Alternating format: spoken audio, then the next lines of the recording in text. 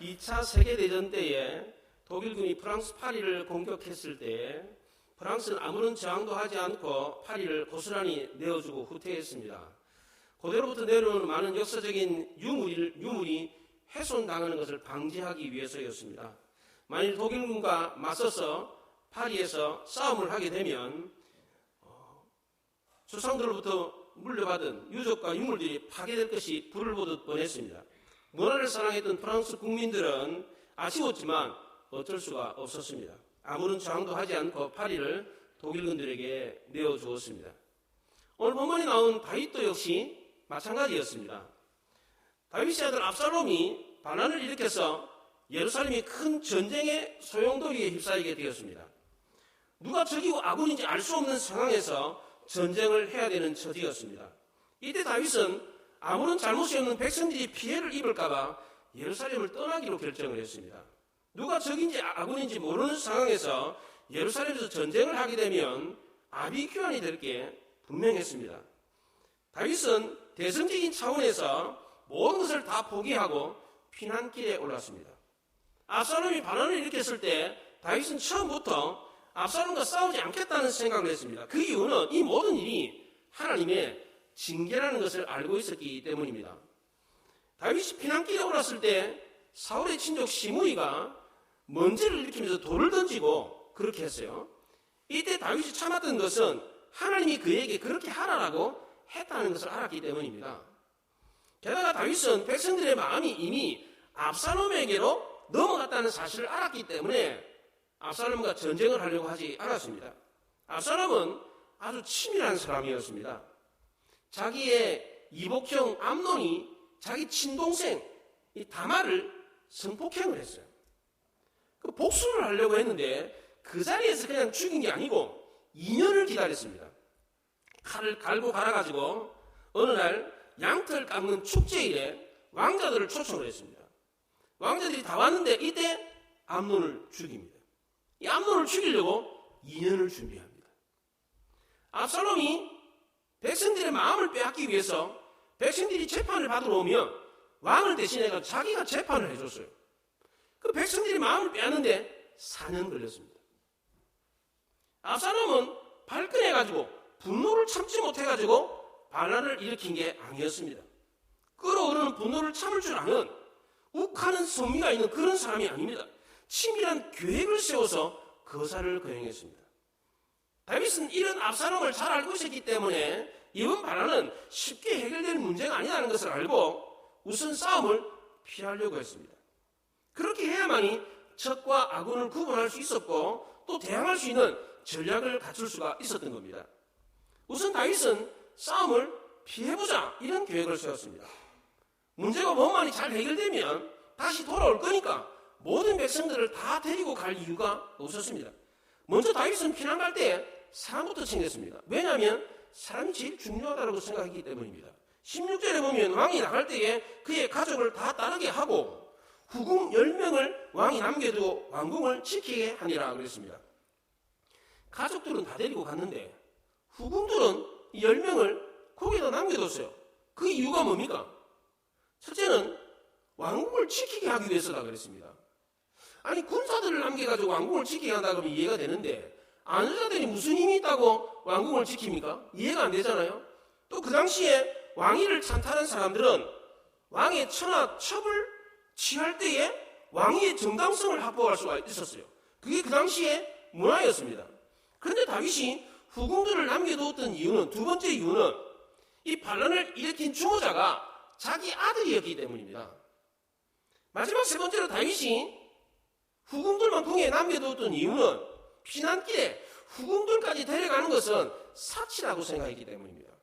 하나님의 징계를 받아가지고 벌 받으러 가는 사람이 무슨 여자들까지 다 챙겨가지고 무슨 소풍 가는 것도 아니고 그래서 데려가지 않았던 겁니다. 우리나라 병자호란을 배경으로 나온 영화들이 많이 있습니다. 이 영화를 보면 인저대왕이 도망을 가는데 후궁들, 시녀들, 여자들 다 데리고 가요.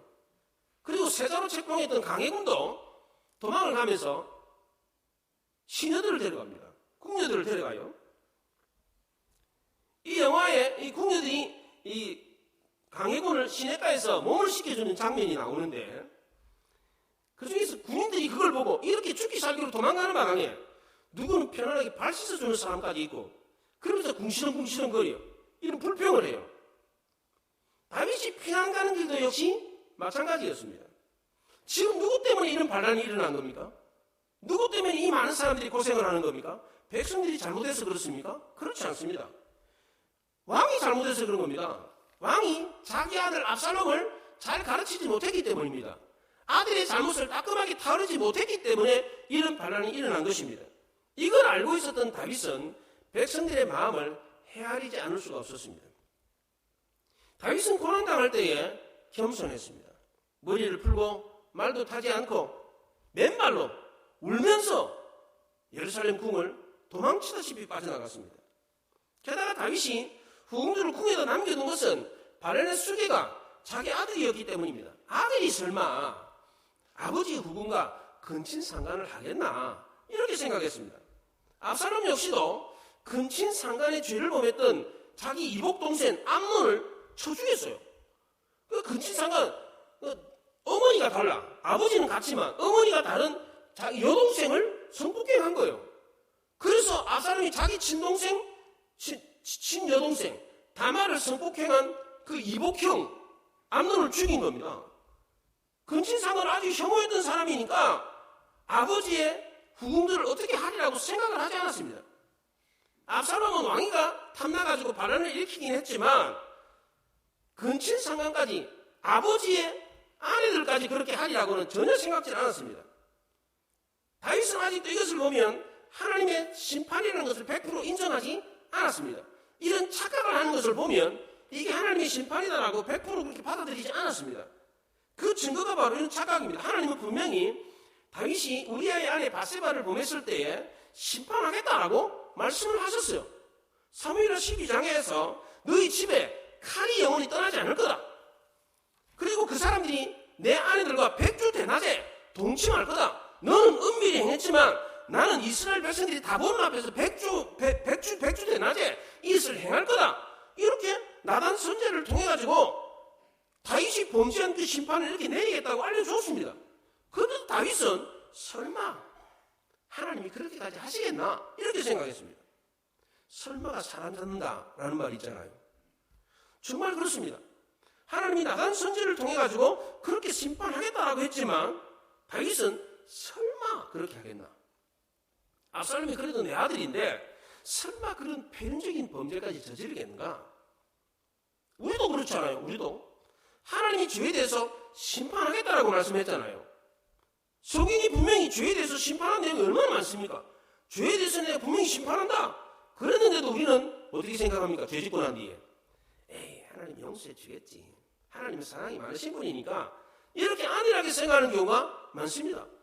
그러나 그렇지 않습니다. 하나님은 한번 말씀하신 것을 반드시 지키십니다. 하나님은 나단 선제를 통해서 심판하겠다는 말씀을 그대로 이루셨습니다. 압살롬이 형 암논을 죽였습니다. 그리고 백주 대낮에 아버지의 후궁들을 백성들이 보는 앞에서 겁탈했습니다. 차마 아들로서 행할 수 없는 폐륜적인 행각을 저질렀습니다. 이 일을 부추긴 사람이 있습니다. 바로 아히도벨이었습니다. 이 아히도벨은 다윗이 빼앗았던 우리아의 아내 바세바의 할아버지였습니다. 아히도벨은 다윗이 자기의 손녀딸 이 바세바를 겁탈해가지고 가정을 무너뜨리는 것을 보고서는 너도 한번 당해봐라. 그런 뜻으로 압살롬한테 아버지의 후궁들을 겁탈해라. 그렇게 시켰던 겁니다. 이런 보복 정치 때문에 나라가 망합니다. 왜 이렇게 합니까, 사람들이? 보복하는 게 우리의 본성에 딱 맞기 때문입니다. 우리의 본성은 나에게 해를 입힌 사람에게 복수를 해야 직성이 풀려요. 그렇잖아요? 복수하는 게 맞다, 옳다 이렇게 생각을 합니다. 중국은 정통적으로 이런 복수 문화가 있습니다. 와신상담이라고 하는 고사성어가 있습니다. 지금부터 2500년 전 중국의 춘수 전국시대에 오나라 왕이 자기 아버지가 월나라에게 패해가지고 그 월나라에게 복수하기 위해서 섭해서 누워 잤어요. 나무 장작 위에서 잤습니다. 복수해야지. 이를 갈면서 짰어요. 그리고 결국 복수를 했어요. 그랬더니 오나라 왕도 그 오나라 왕에게 대해서 복수를 갖기 위해서 쓸개를 쓴 쓸개를 지극지극 씹으면서 반드시 내가 복수하리라. 그래서 나온 말이 와신상담입니다. 이런 문화가 중국에 지금도 그대로 있습니다. 우리나라가 계속 당하고 있잖아요. 사드 보복, 한미연합훈련 보복, 무슨 무슨 요소수 보복, 계속해서 보복하잖아요. 이게 그냥 이게 이루어지는 게 아닙니다. 이게 중국의 문화예요. 문화. 중국이 만든 영화들을 보면 거의 대부분 다 이 복수를 소재로 하고 있습니다. 중국 외교를 전략 외교라고 합니다. 늘 늑대 전사의 외교. 물어 뜯는 게 외교예요. 뭐 잘못하면 가서 물어 뜯는 게 외교예요. 중국 격언에 원하는 용서의 대상이 아니라 보복의 대상이다. 장구의 복수는 10년이 지나도 늦지 않다. 이런 말이 있습니다. 중국 사람들은 보복하는 것을 당연한 것으로 생각합니다. 이렇게 보복하는 사람은 개인이고 나라고 다 망합니다. 세계 경제학자들은 중국이 미국을 따라잡을 수 없는 가장 큰 이유 중에 하나가 바로 이 보복 문화 때문이다. 그렇게 말을 했습니다. 우리나라도 마찬가지입니다. 일본에 대해서 보복하는 문화를 가지고 있다. 보복하는 생각을 갖고 있다. 그러면 우리나라는 절대로 일본을 따라잡을 수 없습니다. 우리나라 과거 역사를 뒤돌아보면 보복하는 정치를 했던 시대는 다 나라가 어수선하고 어려웠습니다. 분당 정치하고 당파 싸움할 때 병자호란, 임진왜란을 겪었습니다. 지금도 마찬가지입니다. 보복하는 정치하면 나라가 망합니다. 죄를 단죄하는 것은 옳습니다. 그러나 보복하기 위해서 죄를 단죄한다? 이거는 나라를 망하게 하는 겁니다. 압살롬의 나라는 오래가지 못했습니다. 압살롬은 아히도벨의 묘략에 빠져가지고 하지 말아야 할 짓을 하고 말았습니다. 백주 대낮에 아버지 후궁들과 관계를 맺음으로써 더 이상 아버지 아들이 아니라는 것을 만천하에 알렸습니다. 부자지간의 정을 뚝 끊어버렸어요. 다윗이 후궁들을 데려가지 않았던 것은 겸손과 회개의 표시였는데 압살롬은 그렇게 생각하지 않았습니다. 왕이 가지고 노는 놀이기를 빼앗았다. 전리품을 획득했다. 이렇게 생각을 했습니다. 교만한 사람은 겸손한 사람의 성의를 마구 짓밟아 버리는 경우가 많습니다. 정직하게 성공하는 사람은 남의 겸손을 짓밟지 않아도 나는 성공할 수 있다. 이런 자신감이 있습니다. 그러나 비겁하게 성공하는 사람은 그렇지가 않습니다. 남의 겸손을 겸손으로 인정해 주지 않습니다. 또 그게 겸손인지도 모릅니다. 이렇게 성공한 사람은 그 성공이 오래가지를 못합니다. 압살롬이 바란으로 세웠던 나라는 3일 천하였습니다. 금방 망하고 말았습니다. 압살롬은 아버지 겸손을 짓밟아 버렸지만 이스라엘 백성들은 그렇지 않았습니다. 왕이 말도 타지 않고 머리를 풀어제치고 맨발로 예루살렘 궁을 떠나가는 것을 보면서 안타깝게 생각을 했습니다. 그래서 모든 백성들이 벳메르악까지 나와가지고 전송을 해줬습니다. 이 벳메르악이라는 말은 마지막 집이라는 뜻입니다. 백성들이 모두 다 예루살렘 마지막 집까지 나와가지고 왕을 전송해 줬습니다. 가만히 자기가 있는 자리에서 잘 가십시오 이렇게 한 게 아니에요. 예루살렘의 마지막 집까지 따라 나와가지고 안타까운 마음을 가지며 다윗을 전송해 주었습니다. 마음으로는 세상 끝까지 다윗을 따라가고 싶었지만 다윗이 당하는 고난을 같이 당하고 싶었지만 현실은 그렇지 못했습니다. 다윗은 마지막 집 벳메르악에서 예루살렘 백성들과 마지막 눈물로 인사를 해야만 했습니다. 지금까지 예루살렘은 선한 목자가 있었기 때문에 풍성한 꼴을 먹었고 평안을 누릴 수가 있었습니다. 다윗 때문에 전무후무한 부흥을 경험했습니다. 가장 강력한 나라가 되었던 것입니다. 그러나 이제는 더 이상 선한 목자가 예루살렘에 머물 수가 없었습니다. 왜냐하면 선한 목자가 하나님의 징계를 받아서 예루살렘 성을 떠나야만 했기 때문입니다. 다윗이 이렇게 쫓겨난 이유가 무엇입니까? 죄 때문입니다. 그러면 다윗이 하나님의 징계를 받지 않으려면 어떻게 하면 됩니까? 범죄하지 않으면 되죠. 그런데 혼자서 범죄하지 않으려고 노력한다고 해서 됩니까? 안 되죠. 신앙생활은 혼자 하는 게 아닙니다. 함께 더불어 도와주는 사람이 있어야 됩니다. 다윗은 완전한 사람이 아니었기 때문에 그도 역시 죄의 유혹에 빠져서 넘어지고 말았습니다. 이때 하나님이 어떻게 했습니까? 토올자를 붙여주었습니다. 다윗이 힘들고 어려울 때에 다윗에게 큰 힘이 되어주었던 사람들이 있었습니다. 그 첫째가 바로 블레셋 가드 사람 이때였습니다. 이때가 자기 동족 600명을 데리고 와가지고 다윗과 함께 하겠다라고 했습니다. 이때 다윗은 이때의 말을 듣고 참 고맙게 여겼습니다. 그러나 돌아가라고 했습니다. 이때는 다윗이 과거에 블레셋 땅에 거할 때에 알게 된 사람이었습니다. 훗날 다윗이 이스라엘의 왕이 되었을 때에 블레셋에서 추방당했을 때 이스라엘로 돌아와서 전향을 한 사람들이었습니다. 이때는 자신이 블레셋에서 쫓겨나서 나그네가 되었을 때 다윗이 받아준 이 은공에 보답하기 위해서 다윗과 함께 하겠다고 했습니다.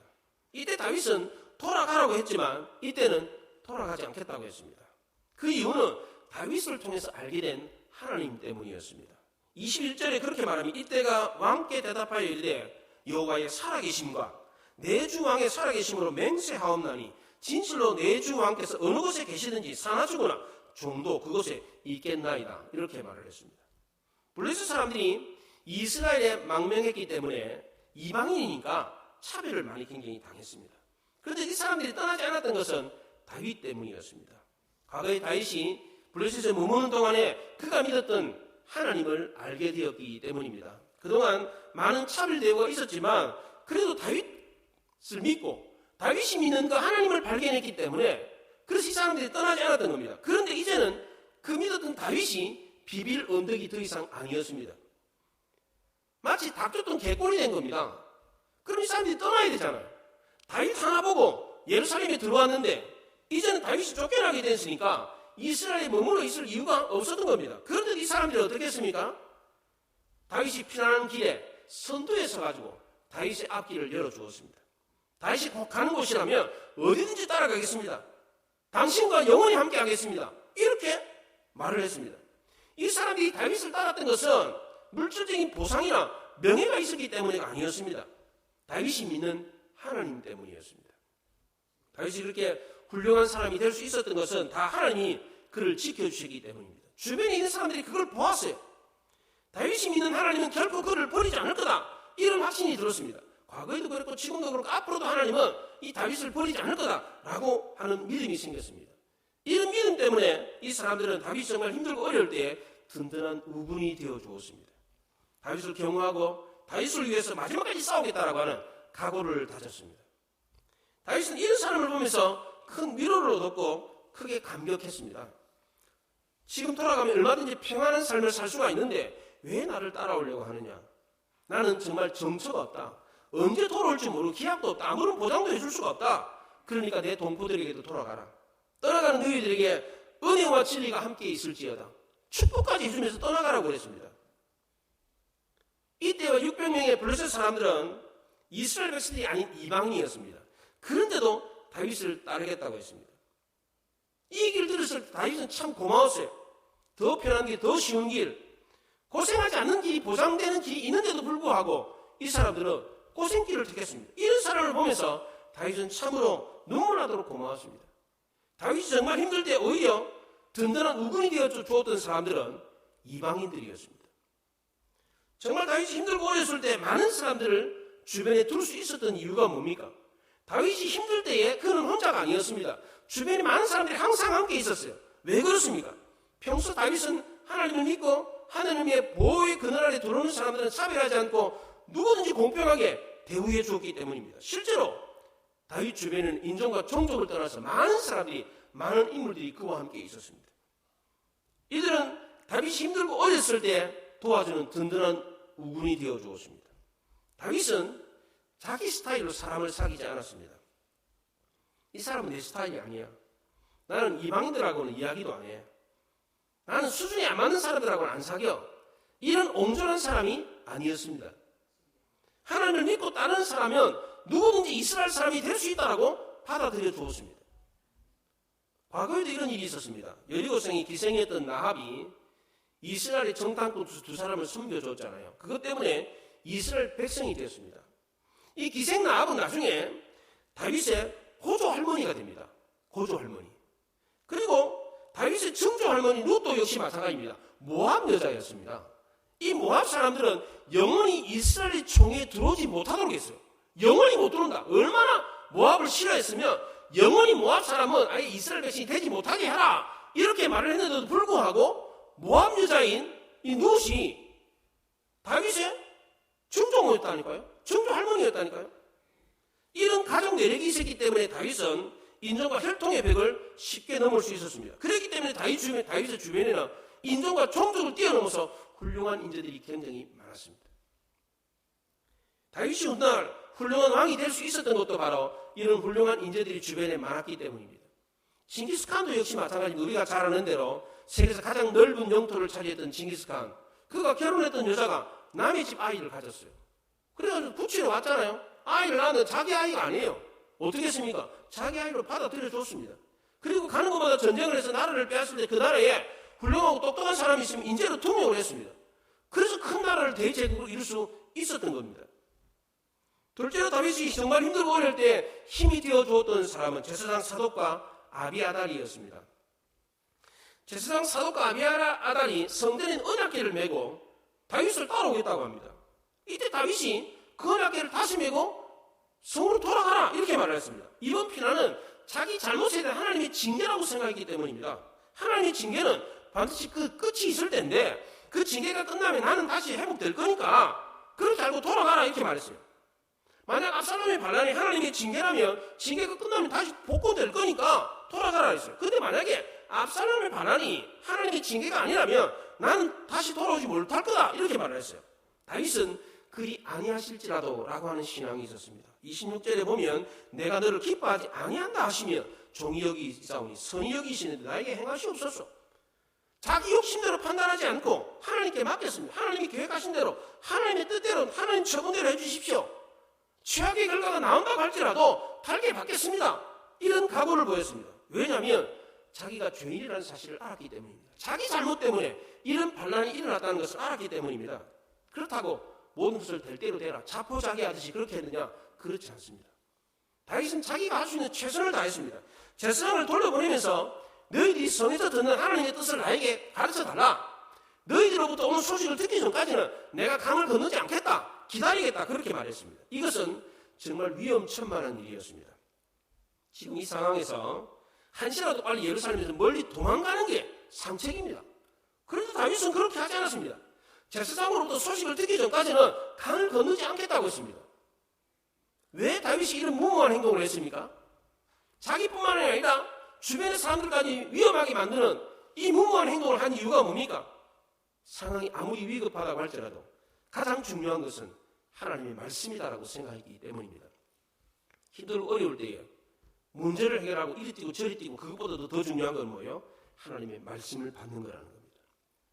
이때 다윗이 아직 요단강을 건너지 않았다는 사실을 아히도벨이 알았습니다. 이것을 알고 압살롬에게 지금 나에게 군사 12,000명을 주면 지금 당장이라도 다윗을 추격해가지고 다윗을 죽일 수 있습니다. 지금 죽이지 않으면 다시는 기회가 없습니다. 지금 다윗을 죽여야 당신이 안전할 수 있습니다. 이렇게 얘기했습니다. 다윗이 제사장의 말을 듣고 기다리는 동안에 아히도벨은 다윗을 죽일 계획을 세워놓고 있었습니다. 헤브론에서 이 감람산까지는 거리가 30km 정도 됩니다. 30km면 군인급으로 빠른 걸음으로 한 두세 시간이면 도달할 수 있는 그런 가까운 거리에 있습니다. 다윗은 ik촉즉발의 위기 가운데 있었습니다. 그런데 그 당시에 다윗은 맨발로 머리를 풀어제치고 울면서 감람산으로 올라가고 있었어요. 본격적으로 하나님 앞에 죄인된 모습으로 회개 기도를 하려고 감람산에 올라가고 있었어요. 그런데 그때 깜짝 놀랄 소식을 들었습니다. 모발한 사람 가운데 아히도벨이 있다. 이 얘기를 들었어요. 이 얘기를 듣고 깜짝 놀랐어요. 왜냐하면 아히도벨의 계략은 마치 하나님께 물어서 받은 말씀과 같았기 때문입니다. 하나님의 말씀은 정확하잖아요. 그것처럼 아히도벨 이 계략도 정확했다는 겁니다. 아히도벨은 그 당시 천재적인 전략가였습니다. 삼국지에 나오는 와룡봉추, 제갈공명, 방통 같은 그런 전략가였습니다. 이 아히도벨이 압살롬 편에 붙었다. 이 얘기를 듣고는 충격을 받았어요. 원래 이 아히도벨은 자기 수하였습니다. 자기의 모략가였어요. 그런데 반란이 딱 일어나니까 압살롬 편에 딱 붙은 거예요. 왜 그랬어요? 복수하려고. 다윗은 어려운 가운데 더 큰 어려움을 만났습니다. 이때 다윗은 낙담하지 않고 하나님께 기도를 드렸습니다. 어려울 때 인간적인 방법을 찾지 않고 하나님께 도움을 간구했습니다. 이때 하나님이 그 즉시로 응답을 해줬어요. 성경을 보세요. 31절에 보세요. 여호와여 운하옵건대 아이도벨의 모략을 어리석게 하옵소서 했더니 32절에 곧바로 다윗이 하나님을 경배하는 마루턱에 이를 때에, 꼭대기에 이를 때에 아렉 사람 후세가 옷을 찢고 흙을 머리에 덮어쓰고 다윗을 맞으러 온지라고 했어요. 기도했더니 금방 하나님이 응답해줘가지고 친구 후세를 보내줬어요. 이 후세 역시도 전략가였습니다. 이 후세를 통해서 아히도벨의 모략을 무너뜨릴 수 있는 방법을 찾았습니다. 세 번째로 다윗이 힘들고 어려울 때에 정말 다윗에게 힘이 되어 주었던 사람이 바로 이 후세였습니다. 후세는 팔레스틴 원주민입니다. 이스라엘 사람이 아닌 이방인인데도 다윗과 아주 친밀한 관계를 맺었어요. 37절에 보면 후세를 친구라고 했어요. 친구. 이 친구라는 단어는 한국 사람들이 생각하는 친구하고는 다릅니다. 영어의 프렌드라고 하는 단어도 한국 사람이 말하는 친구라는 단어와 같은 뜻이 아닙니다. 우리는 친구는 그냥 친하게 지내다가 안 보면 그만이잖아요. 그런데 영어에서 말하는 친구는 그런 사이가 아닙니다. 더 가까운 사이예요. 히브리에서 말하는 친구 역시도 마찬가지입니다. 평생을 같이 하는 그런 사람을 바로 친구라고 말합니다. 후세가 바로 그런 사람이었습니다. 정말 후세는 다윗에게 진정한 친구였습니다. 다윗이 힘들고 어려울 때 모르는 척하지 않고 만나려고 그 감람산 꼭대기까지 올라왔어요. 이 후세가 나이가 굉장히 많은 노인이에요. 이 감람산 높이가 808m예요. 808m 아주 높은 산이에요. 그 이 산까지 올라와가지고 막 옷을 찢고 머리에 흙을 막 뒤집으면서 다윗의 슬픔과 위기를 같이 동참해 줬습니다. 성도들도 마찬가지입니다. 성진교회 진짜 성도가 어떤 성도입니까? 교회가 힘들고 어려울 때에 함께하는 사람들입니다. 이 자리에 계신 여러분들이 다 진짜 성도예요. 하나님은 이런 사람들을 기뻐하시고 이런 사람들에게 복을 주십니다.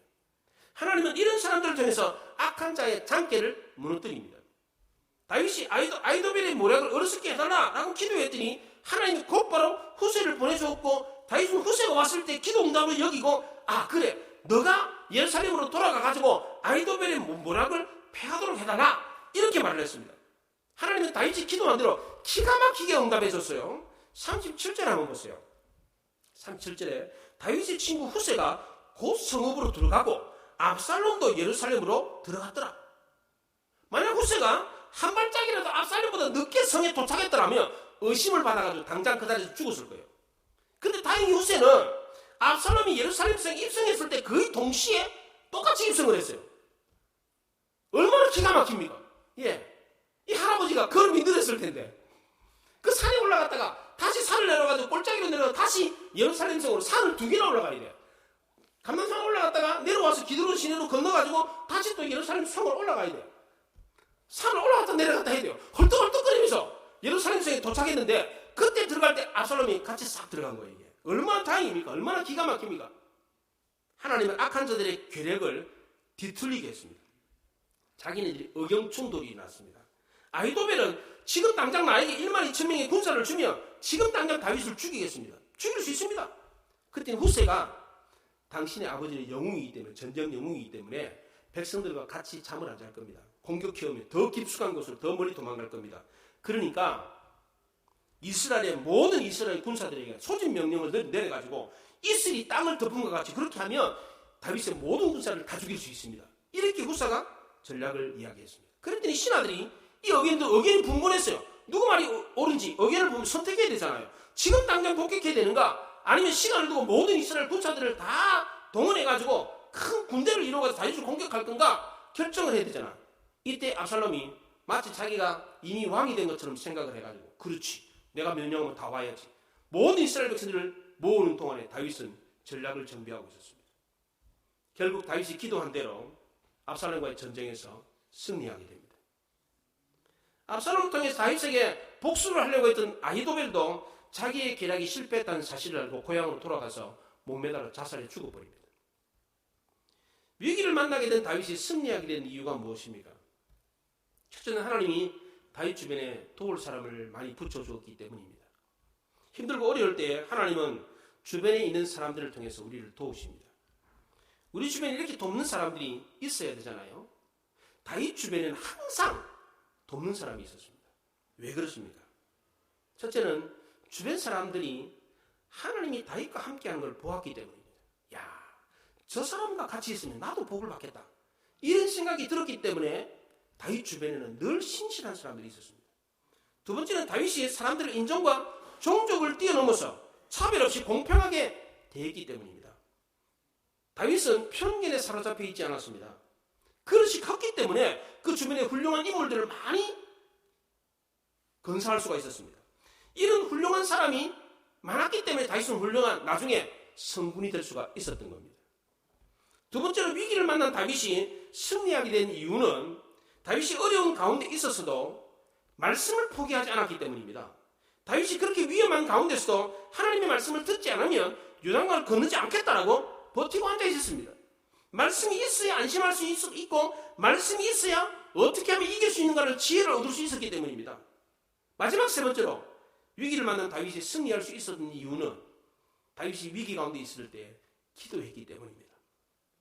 다른 왕들은 반란이 일어나면 걸어만 나서려고 다 도망가는데 다윗은 그렇지 않았습니다. 맨발로 어디 갔습니까?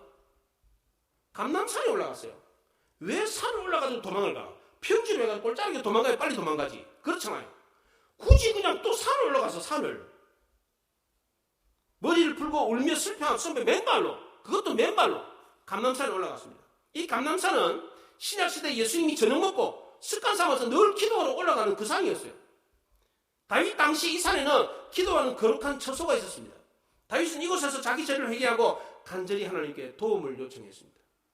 여호와여, 아히도벨의 묘락을 어리석게 만들어 주십시오. 하나님은 위기 가운데 기도하는 성도의 이런 기도를 속히 들어 응답해 주십니다. 곧바로 후세를 보내가지고 다윗을 위로하고 문제 해결하는 방법을 가르쳐 주었습니다. 이 자리에 계신 여러분들 가운데 위기를 만난 분이 계십니까? 심각한 어려움에 직면한 분들이 계십니까? 그렇다면 사람을 붙여달라고 기도해 보십시오. 그럼 하나님이 도울 자를 붙여주십니다. 대개의 경우에 하나님은 직접 우리를 도우시기보다는 사람을 통해서 데우시는 경우가 많습니다. 그러니까 힘들고 어려운 문제 만나면 어떻게 됩니까? 도울 사람을 붙여주십시오. 이렇게 기도해야 돼요. 또 하나 위기 가운데 꼭 붙들어야 되는 것은 바로 말씀입니다. 말씀을 들어야 하나님의 뜻을 분별할 수 있고 말씀을 들어야 하나님이신 지혜를 얻어서 승리할 수 있기 때문입니다. 우리 모두 힘들고 어려운 위기를 만났을 때에 말씀에 귀를 기울이고 기도함으로 하나님의 도우심으로 승리를 경험할 수 있기를 바랍니다. 주변에 돕는 자를 통해서 하나님이 이기게 하시고 문제를 해결하는 것을 경험하는 우리 모두가 될 수 있기를 바랍니다. 기도하겠습니다.